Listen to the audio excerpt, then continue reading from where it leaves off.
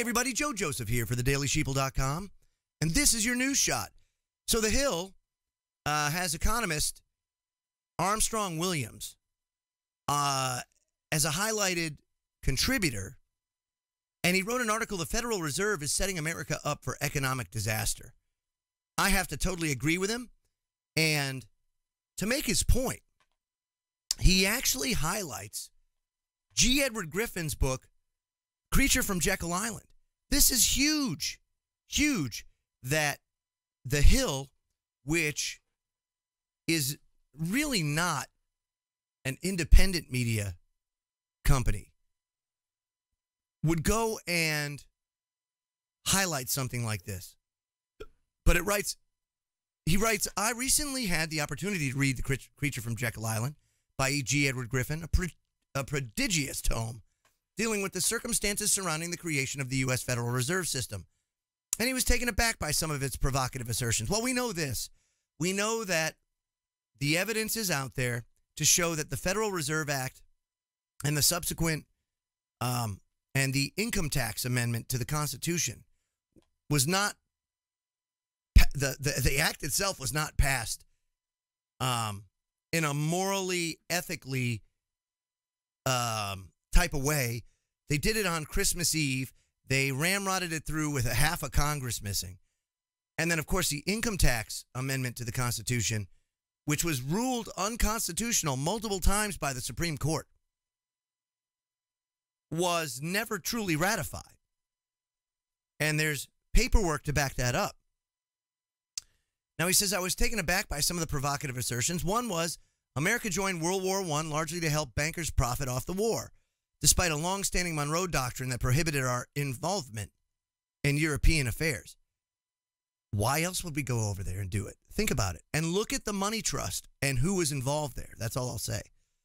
And then he said the Bolshevik Revolution of 1917, he says, was supported by international financial interests in order to destabilize Russia and steal the wealth of the Russian people. Now, in that sense, you have Winston Churchill to thank for that quote, because it truly was a takeover of Russia by the powers that shouldn't be, by the banking system, to basically profit on their natural resources and to install somebody that would be beholden to them, which was, your Vladimir Lenin. And Winston Churchill recognized the connection between the Illuminati faction and the banking, the money trust, and the Bolshevik Revolution in Russia. This is what he said in 1920.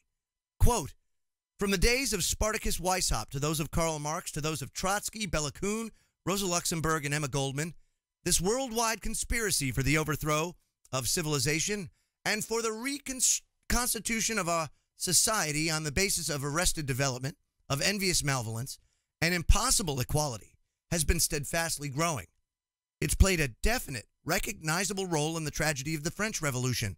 It's been the mainspring of every subversive movement during the 19th century, and now, my friends, at last this band of extraordinary personalities from the underworld of the great cities of Europe and America have gripped the Russian people by the hair of their heads and have become practically the undisputed masters of that enormous empire. And that, my friends, is the truth. Now, he goes on to say one thing that stood out over the successive generations. People with concentrated wealth have always sought to use the American military and the purse power of the taxpayer for personal gain. Look no farther than Marine Corps General Smedley Butler, the only Marine to be awarded 2 Medals of Honor, and was passed over for Commandant of the Marine Corps because the man just wasn't politically correct. He spoke his mind. But he wrote a fantastic book called War is a Racket, only about 90 pages, but one of the heaviest hitting books on what the military really is being used for. Certainly not to spread freedom and democracy throughout the world. And it says, it goes on to say that, in fact, Griffin argues the creation of the current current version of the Federal Reserve System was a political act designed to hide the fact that a private banking cartel would manage the U.S. currency. The Federal Reserve, as Griffin explains, is neither federal nor a reserve. It's not owned by the federal government, and it does not hold real assets in reserve. In reality, it's a giant debt factory backed by the full faith and credit of the government or taxpayers. But one thing is clear. In the aftermath of the global recession of 2008, America and the world have been swimming in debt. America's national debt has skyrocketed, while the Fed continues to justify flooding the market with cheap reserve notes based on the theory that it must supply these notes in order to support asset prices. The overall effect has been to debase the currency and prolong the pain of the American people. And we've seen this every time there's government intervention. You see big time pain for the normal people in the country. Take a look at Cyprus. Take a look at Greece. Take a look at what happened over in Ireland. Take a look at all of these places that had to go through austerity measures, that had the central banks really, really turning the screws on them, the World Monetary Fund, the World Bank, all that kind of stuff.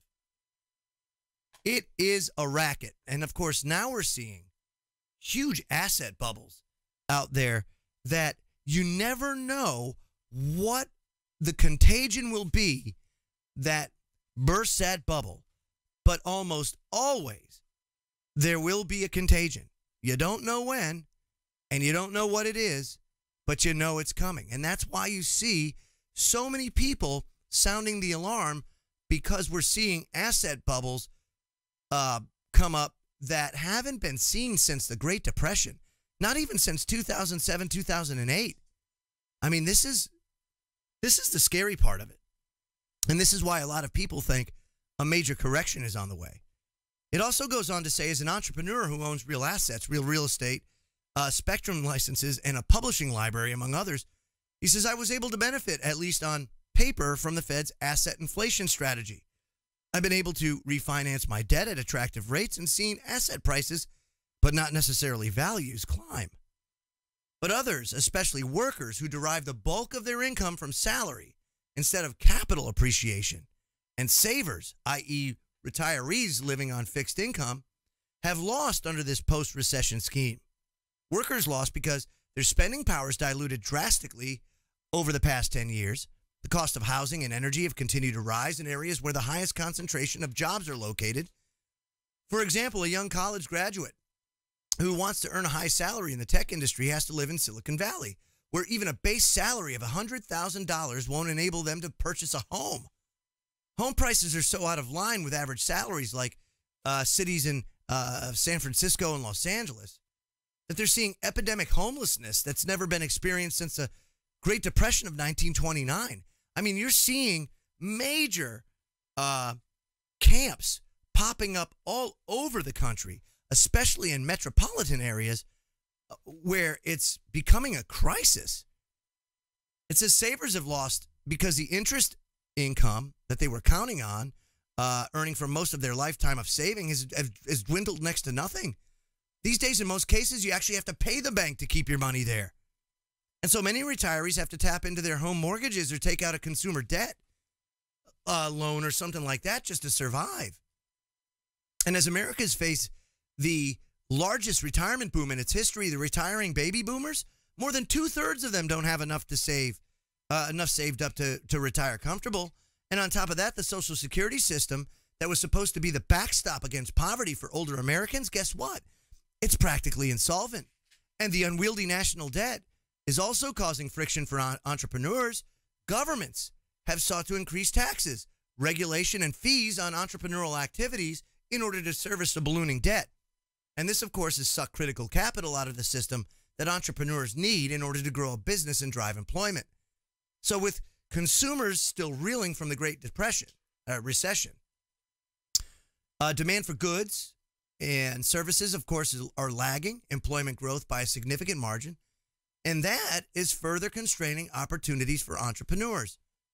So the great project to rescue the American economy by the Fed has hit an obvious wall. The debt it used to goose the economy is now gumming up the system and constraining real growth. And the looming question of what actually happens when the debt bubble finally bursts is one that not even the soberest economist at the Fed has been able to confront effectively. And unless we finally deal with the false notion that central economic planning can actually replace capitalism as the driver of American growth, we may be in store for far, far worse. That was Armstrong Williams. He's written the book Reawakening Virtues, and he served as an advisor and spokesman for Dr. Ben Carson. I'm Joe Joseph. This was thedailysheeple.com's News Shot. Feel free to comment below and visit our website at thedailysheeple.com. Have a great day.